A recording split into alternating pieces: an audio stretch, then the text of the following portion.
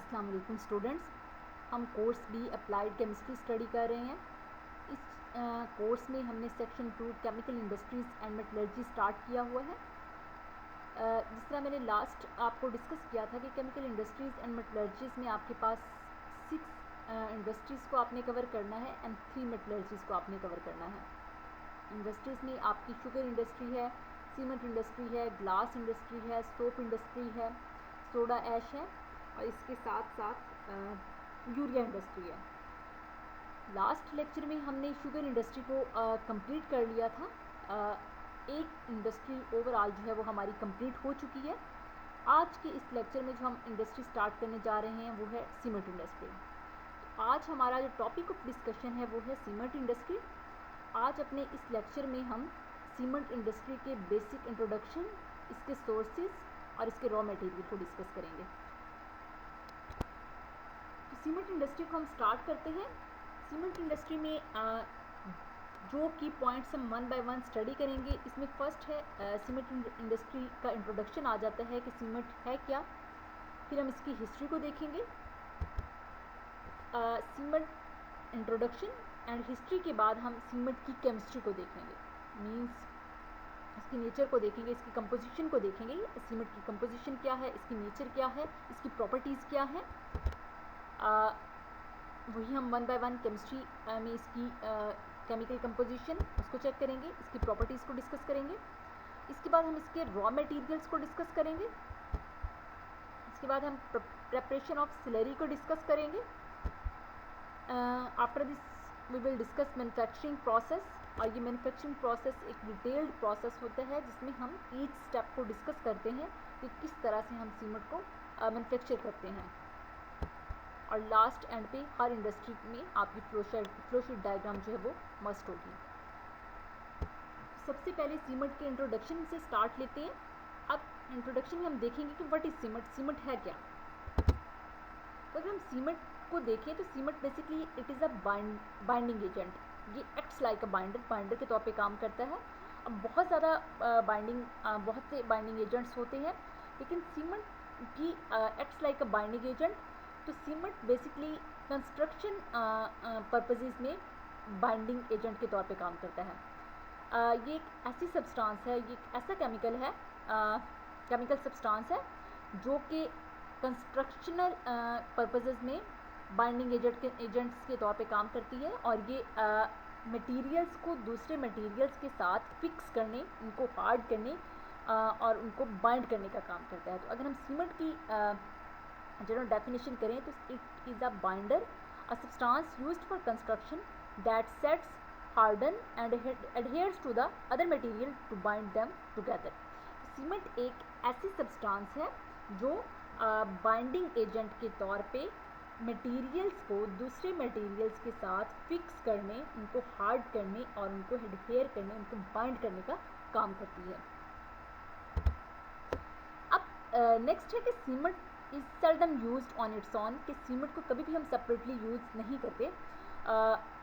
इसको जब भी यूज़ किया जाता है तो दूसरे सब्सटेंसेस के साथ मिक्स करके यूज़ किया जाता है। तो सीमेंट को जब हम कंस्ट्रक्शन पर्पज़ के लिए यूज़ भी करते हैं तो इसको हम ज़्यादातर या तो रेत के साथ मिक्स करते हैं, या फिर हम इसको ग्रेवल, या तो हम इसको सैंड के साथ मिक्स करते हैं, या फिर इसको हम ग्रेवल बजरी के साथ, ग्रेवल फाइन एग्रीगेट रॉक्स होते हैं जिसको हम कॉमनली बजरी कहते हैं। तो सीमेंट को सेपरेटली कभी भी यूज़ नहीं किया जाता, बल्कि इसको सैंड के साथ या बजरी के साथ, ग्रेवल के साथ बाइंडिंग के तौर पे यूज़ किया जाता है, मिक्स करके इनको यूज़ किया जाता है।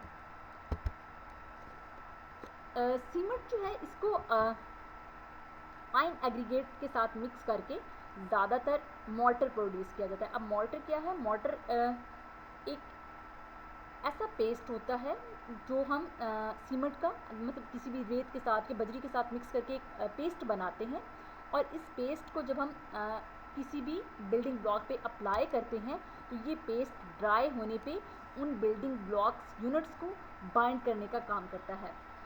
इसकी एग्जांपल आप इस तरह से ले लें कि जैसे ही हम स्टोन्स या ब्रिक्स से कोई बिल्डिंग बना रहे हैं तो उन स्टोन्स को, पत्थरों को या ब्रिक्स, ईंटों को जोड़ने के लिए हम जो पेस्ट यूज़ करते हैं वो पेस्ट जब ड्राई हो जाता है तो it acts like a binder.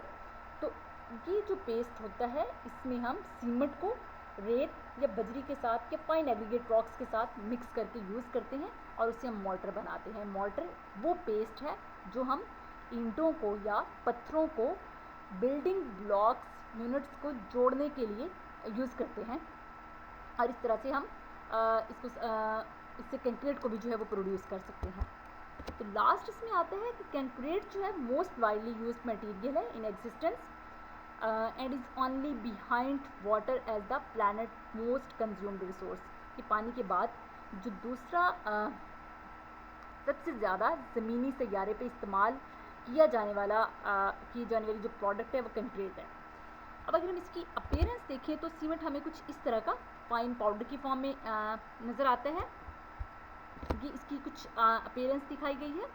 इसकी भी सीमेंट की भी फर्दर टाइप्स होती हैं, हाइड्रोलिक, नॉन हाइड्रोलिक, उसकी बेस पे इसको देखते हैं। लेकिन ये ग्राइंड इसकी फॉर्म दिखाई जा रही है सीमेंट की, जिसको फर्दर रेत या बजरी के साथ मिक्स करके एज अ बाइंडर इसको यूज़ किया जाता है टू बाइंड स्टोन्स और bricks to form a building structural building units.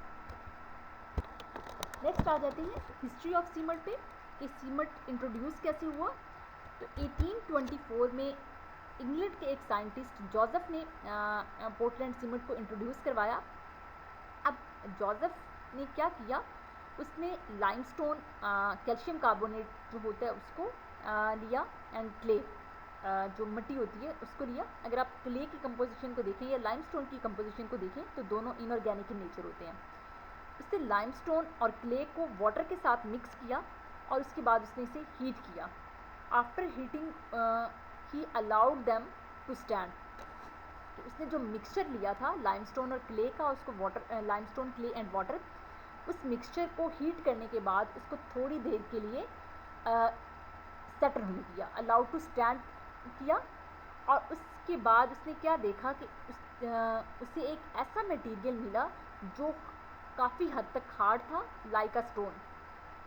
और ये इस हद तक हार्ड था कि ये रिजेंबल करता था पोर्टलैंड रॉक। ये एक बहुत ही फेमस बिल्डिंग स्टोन था इंग्लैंड में जो पाया जाता था।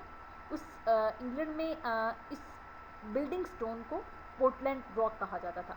जब उसने कैल्शियम कार्बोनेट और क्ले और वाटर के मिक्सचर को हीट किया और करने के बाद उसने इसको कुछ देर के लिए स्टैंड कर दिया, रख दिया, इसको छोड़ दिया।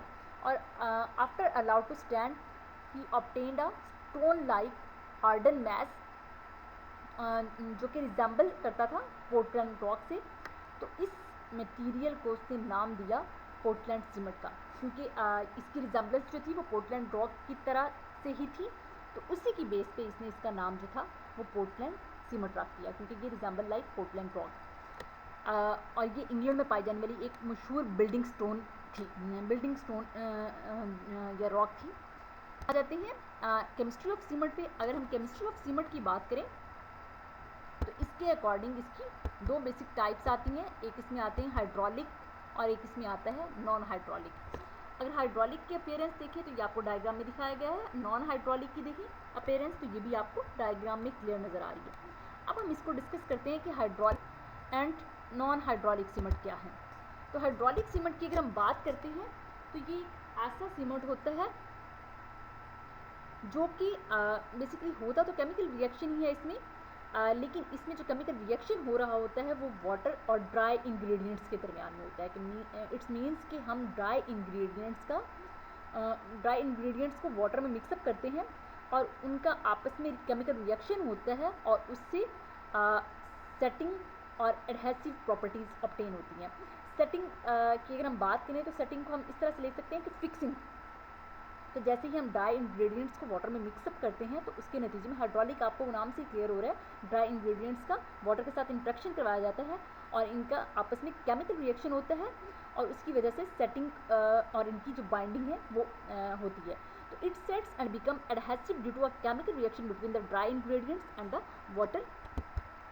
अब जो केमिकल रिएक्शन यहाँ पे हो रहा होता है वो मिनरल हाइड्रेट्स के दरमियान में होता है। मीन्स ड्राई इंग्रेडिएंट्स हम जो भी ले रहे हैं वो इनऑर्गेनिक इन नेचर है तो मिनरल्स होंगे और वाटर के साथ हम इसका रिएक्शन करवा रहे हैं तो मिनरल हाइड्रेट्स के दरमियान में ही जो केमिकल रिएक्शन होता है लेकिन ये इतना ज़्यादा वाटर सॉल्युबल नहीं होते और इसकी वजह से क्या होता है, काफ़ी ज़्यादा ड्यूरेबल होते हैं इन वाटर।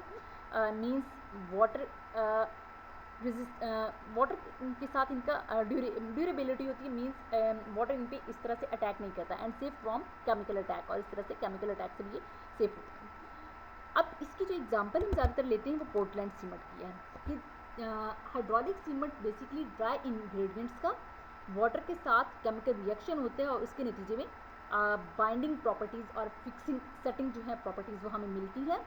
और ये वाटर सॉल्युबल, ये मिनरल हाइड्रेट्स वाटर सॉल्युबल नहीं होते, तो ये safe towards water and from chemical attack होते हैं।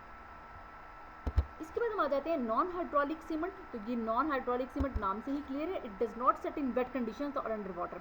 ये हाइड्रोलिक क्या है, वेट कंडीशंस में सेट होता है, मीन्स फिक्स होता है, बाइंड होता है, क्योंकि नॉन हाइड्रोलिक सीमेंट जो है ये does not set in wet conditions और अंडर वाटर।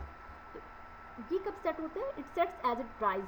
इसकी जो सेटिंग टाइम है, जब ये ड्राई हो जाएगा तो उसके बाद इसकी फिक्सिंग होती है and reacts with carbon dioxide in the air. तो एयर में मौजूद कार्बन डाइऑक्साइड के साथ भी ये रिएक्ट कर सकता है, मीन्स कार्बन डाइऑक्साइड के साथ इसका केमिकल रिएक्शन पॉसिबल है। अब ये रेजिस्टेंस किसकी तरफ शो करता है, तो it is resistant to attack by chemicals after setting. लेकिन जब इसकी एक दफ़ा सेटिंग हो जाती है, इसकी फिक्सिंग हो जाती है, तो उसके बाद केमिकल्स का इस पर कोई असर नहीं होता, रेजिस्टेंट टुवर्ड्स केमिकल्स होते हैं। तो ये हमारे पास केमिस्ट्री ऑफ सीमेंट के अकॉर्डिंग इसकी दो तरह की टाइप्स आती हैं, एक हाइड्रोलिक सीमेंट है और एक नॉन हाइड्रोलिक सीमेंट्स है। तो दोनों सीमेंट्स आर इन सीमेंट्स की अगर हम बात करें तो इनऑर्गेनिक इन नेचर है। हाइड्रोलिक में बेसिकली ड्राई इंग्रेडिएंट्स का वाटर के साथ इंट्रैक्शन होता है, जबकि नॉन हाइड्रोलिक में जो सेटिंग टाइम है, जो फिक्सिंग है, वो आफ्टर ड्राइंग जो है स्टार्ट होती है। नेक्स्ट हम स्टार्ट करते हैं कंपोजिशन ऑफ पोर्टलैंड सीमेंट। अब कंपोजिशन ऑफ पोर्टलैंड सीमेंट की अगर हम बात करें तो इसमें हमारे पास दो तरह के ऑक्साइड्स आते हैं, एक मेटल ऑक्साइड्स हैं और एक नॉन मेटल ऑक्साइड्स हैं। अगर हम मेटल ऑक्साइड्स की बात करते हैं तो इसमें बेसिक लाइन जो है कैल्शियम ऑक्साइड, वो 50 to 60% तक इसकी कंट्रीब्यूशन होती है। सिलिकॉन डाइऑक्साइड की बात करें, ये 20 से 25% होते हैं। Alumina Al2O3 aluminium oxide 5 to 10% होते हैं। मैग्नीशिया की बात करें, मैग्नीशियम ऑक्साइड 2 to 3% होते हैं। फेरिक ऑक्साइड की बात करें Fe2O3, ये 1 to 2% होते हैं। सोडियम ऑक्साइड की बात करें Na2O, ये 1% के करीब होते हैं। पोटाशियम ऑक्साइड K2O 1% के करीब होते हैं। इसके बाद नॉन मेटल ऑक्साइड आ जाते हैं, तो नॉन मेटल ऑक्साइड में सल्फर ट्राइऑक्साइड जो है ये 1 to 2% होते हैं। तो ये कंपोजिशन ऑफ पोर्टलैंड सीमेंट है। ओके, इसके ये तमाम केमिकल्स हैं, ये मिलके एक सीमेंट जो है उसको बनाते हैं। सीमेंट जो बाइंडिंग एजेंट के तौर पे हम यूज़ करते हैं। तो ये सारे के सारे मिनरल्स हैं, इनऑर्गेनिक तो सीमेंट की अगर हम नेचर की बात करें तो वो क्या होगी, इनऑर्गेनिक इन नेचर होगी। इसके बाद हम आ जाते हैं प्रॉपर्टीज़ ऑफ सीमेंट पे। तो प्रॉपर्टीज़ ऑफ सीमेंट की अगर हम बात करते हैं, अब यही इसकी कंपोजिशन को लेके चलते हुए हम इसकी प्रॉपर्टीज़ को डिस्कस करेंगे कि अगर किसी सीमेंट के अंदर आयरन ना हो तो इसके नतीजे में क्या होगा कि सीमेंट का जो कलर है वो वाइट होगा और ये हार्ड टू बर्न होगा। मतलब इसको जो बर्निंग है वो टफ होगी इसके लिए। नेक्स्ट अगर हम इसमें देखें, अगर इसमें addition of lime is less, means lime means calcium oxide है, अगर लाइम की एडिशन जो है वो लेस होती है या इसकी जो लाइम की रेशियो है वो इसमें 50 to 60% इसकी जो नॉर्मल रेशियो बताई है, अगर इससे कम रखी जाए तो उसके नतीजे में क्या होगा, cement is low in strength. इस सीमेंट की जो स्ट्रेंथ होती है वो कम हो जाती है और उसकी वजह से जो सेटिंग टाइम है वेरी सून, बहुत जल्दी सेटिंग टाइम जो है वो अटेन कर लिया जाता है। मीन्स हर चीज़ का एक टाइम होता है, सेटिंग टाइम। जब हम इसको मैन्युफैक्चरिंग प्रोसेस करेंगे तो उसमें हम सेटिंग टाइम को डिस्कस करेंगे किस तरह से सेटिंग टाइम चलता है। तो ये भी आवर्स डेज़ के अकॉर्डिंग होता है। तो अगर इसकी सेटिंग बहुत फास्ट हो जाती है तो भी ये प्रॉब्लमेटिक है, और अगर ये बहुत लेट होती है तो भी ये प्रॉब्लमेटिक है। तो अगर हम एडिशन ऑफ लाइम जो है वो डिक्रीज़ कर देते हैं नॉर्मल रेंज से, तो उसके नतीजे में सीमेंट की स्ट्रेंथ जो है वो लो होती है और उससे जो सेटिंग टाइम है वो बहुत जल्दी अटेन कर लिया जाता है। क्योंकि कुछ इनकी प्रॉपर्टीज़ जो हैं वो हम इस तरह से डिस्कस कर रहे हैं, साथ साथ इंटरव्यू भी हो जाता है, कंप्लीट हो जाता है। अब थर्ड ये है कि अगर हम लाइम की क्वांटिटी को कम रखते हैं तो उससे क्या होता है, सेटिंग टाइम हम जल्दी कवर कर लेते हैं।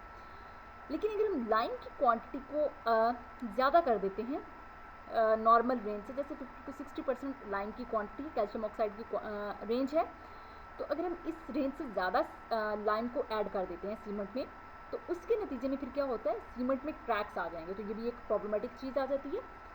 नेक्स्ट अगर हम देखते हैं, अगर हम सिलिका SiO2 इसकी एक्सेस करवा देते हैं सीमेंट के अंदर, मतलब सिलिका को ज़्यादा ऐड कर देते हैं, तो उससे क्या होता है, स्लो हार्डनिंग सीमेंट। तो हार्डनिंग जो है ये भी एक नॉर्मल इसकी रेंज होनी चाहिए, तो इसके नतीजे में क्या होगा, स्लो हार्डनिंग सीमेंट हमारे पास आता है। अगर हम एलुमिनियम की एक्सेस करवा देते हैं तो ये भी क्या है, gives a quick setting time, तो इससे हमें सेटिंग प्रोडक्ट जो है वो क्विकली मिलती है। तो ये कुछ इसकी प्रॉपर्टीज़ है। नेक्स्ट जब हम इसको डिस्कस करेंगे मैन्युफैक्चरिंग प्रोसेस, तो इसमें ये मज़ीद आपको क्लियर होंगे। नेक्स्ट आ जाते हैं रॉ मटेरियल। तो सीमेंट की मैन्युफैक्चरिंग के लिए हमें 3 तरह के रॉ मटेरियल्स चाहिए होते हैं। First one is the calcareous material, second one is the argillaceous material and third one is gypsum. अब फर्स्ट को हम देखते हैं कैल्केरियस मटेरियल। अब कैल्केरियस मटेरियल्स क्या होते हैं, ये ऐसे मटेरियल होते हैं जो सोर्स ऑफ लाइम है, मीन्स जिनसे हम लाइम को ऑब्टेन कर सकते हैं। लाइम कैल्शियम ऑक्साइड हमें बेसिकली 50 to 60% इसकी रेंज चाहिए होती है। तो कैल्केरियस मटेरियल हम इसलिए यूज़ करते हैं ताकि हम सीमेंट की कंपोजिशन में जो बेसिक कंपोनेंट हमने देखा था कैल्शियम ऑक्साइड लाइम जो है उसको ऑब्टेन कर सकें। तो कैल्केरियस मटेरियल से हम कैल्शियम ऑक्साइड लाइम को ऑब्टेन करते हैं। तो कैल्केरियस मटेरियल कौन कौन से इसमें हम यूज़ करते हैं ज़्यादातर, इसमें फर्स्ट है लाइमस्टोन जिसको हम कैल्शियम कार्बोनेट कहते हैं। मार्बल जो है ये भी हमें बेसिकली कैल्शियम कार्बोनेट की एक टाइप है, इससे भी हम कैल्शियम ऑक्साइड को ऑब्टेन करते हैं। मतलब कैल्शियम कार्बोनेट की जब भी हम बर्निंग करवाते हैं तो उसके नतीजे में क्या होता है, बर्निंग रिएक्शन जब भी होगा कार्बन डाइऑक्साइड और वाटर प्रोड्यूस होते हैं। अब अगर हम कैल्शियम कार्बोनेट की बर्निंग करवाते हैं तो इसके नतीजे में क्या होगा, कार्बन डाइऑक्साइड बनेगी और साथ में क्या होगा, कैल्शियम ऑक्साइड बनेगा। अब मार्बल जो है ये भी कैल्शियम कार्बोनेट ही होता है और सोर्स ऑफ लाइम है। चाक की बात करें तो चाक भी क्या है, ये बेसिकली कैल्शियम कार्बोनेट ही होता है और इससे हम लाइम को ऑब्टेन करते हैं। मेरीन शेल्स की बात करें तो ये भी कैल्शियम कार्बोनेट स्ट्रक्चर होता है इसका, और इससे हम ऑब्टेन करते हैं लाइम, कैल्शियम ऑक्साइड जो है उसको ऑब्टेन करते हैं। इसके बाद हम आ जाते हैं आर्जिलेशियस मटेरियल। आर्जिलेशियस मटेरियल क्या है, ये ऐसे मटेरियल्स होते हैं जो हमें प्रोवाइड करते हैं एसिडिक कंपोनेंट्स एज एलुमिनो सिलिकेट्स। ज़्यादातर हमें एसिडिक कंपोनेंट्स मिलते हैं एलुमिनो सिलिकेट्स की फॉर्म में, एल्यूमिनियम ऑक्साइड और एलुमिनो सिलिकेट्स की फॉर्म में मिलेंगे। तो आर्जिलेशियस मटेरियल में फर्स्ट जो हम यूज़ करते हैं वो क्ले है। लाइमस्टोन और क्ले बहुत इंपॉर्टेंट मेन पार्ट्स हैं। तो क्ले का फार्मूला भी नीचे दिया गया है। एलुमिनो सिलिकेट्स हैं, एलुमिनियम ऑक्साइड इसमें होता है, सिलिकॉन ट्राईऑक्साइड होता है, फेरिक ऑक्साइड होता है और वाटर मॉलिक्यूल्स होते हैं। तो ये सोर्स जो है सोर्स ऑफ एलुमिनो सिलिकेट है। इसके बाद जो हम यूज़ करते हैं शेल। अब शेल क्या है, ये सेडिमेंट्री रॉक्स होती हैं जो ज़्यादातर मड से कंपोस्ट हुई होती हैं। तो ये भी मिनरल प्रोवाइड करते हैं, स्पेशली क्वार्ट्स या कैल्साइट वगैरह जो होते हैं वो हमें इससे मिलते हैं। सेडिमेंट्री रॉक्स होती हैं जो हमें क्वार्ट्स वगैरह प्रोवाइड करते हैं। इसके बाद हम आ जाते हैं स्लेट पे। अब स्लेट क्या है, ये भी मिनरल क्वार्ट्स होते हैं। पायराइट, हेमेटाइट, एपेटाइट, ग्रेफाइट, ये सारे जो होते कंपाउंड्स हैं, इनऑर्गेनिक कंपाउंड्स या इनऑर्गेनिक एलिमेंट्स वो हम इनसे ऑब्टेन करते हैं। बेसिकली स्लेट क्या है, ये भी मिनरल कंपोजिशन ही है। हम लास्ट फर्नेस स्लैग जो है उसको भी इसमें इंक्लूडेड आती है। थर्ड इसका जो मेन कंपोनेंट है वो है जिप्सम। जिप्सम का फार्मूला आपको ऑलरेडी पता होगा, कैल्शियम सल्फेट 2 वाटर मॉलिक्यूल्स होते हैं इसमें, मतलब हाइड्रेटेड कैल्शियम सल्फेट को हम जिप्सम कहते हैं। तो हमेशा जिप्सम में सीमेंट की मैन्युफैक्चरिंग में हम 2% जिप्सम को ऐड करते हैं। ये आपने पहले भी पढ़ा होगा इसमें FSC में भी कि 2% जिप्सम को ऐड किया जाता है सीमेंट में हमेशा। अब ये 2% जिप्सम क्यों ऐड किया जाता है, 2% gypsum is added in cement to increase the setting time of cement. ये सेटिंग टाइम जब हम मैन्युफैक्चरिंग प्रोसेस पढ़ेंगे तो आप क्लियर होगा। बेसिकली सेटिंग टाइम इसका हार्डनिंग टाइम, सेटिंग टाइम या फिक्सिंग टाइम जो बाइंडिंग एजेंट्स का होता है उसको इंक्रीज़ करने के लिए जो जिप्सम की एडिशन है उसको किया जाता है। तो यहाँ तक अभी हमारा रॉ मटेरियल्स कंप्लीट हुए हैं। नेक्स्ट हम स्लरी किस तरह से बनाई जाती है, स्लरी होती क्या है, इसको कैसे बनाया जाता है, कौन कौन से मेथड्स इसके लिए यूज़ किए जाते हैं। इसके बाद हम मैन्युफैक्चरिंग प्रोसेस को देखेंगे, सेटिंग टाइम को देखेंगे और फ्लोशीट डायग्राम को देखेंगे। तो यहाँ तक आज हमारा लेक्चर कंप्लीट होता है। नेक्स्ट लेक्चर में हम फर्दर इसकी मैन्युफैक्चरिंग को डिस्कस करेंगे। आज जस्ट हमारा इंट्रोडक्शन और रॉ मटेरियल्स की ही डिस्कशन थी। तो नेक्स्ट हम जो लेक्चर है वो मैन्युफैक्चरिंग प्रोसेस को लेके स्टार्ट करेंगे।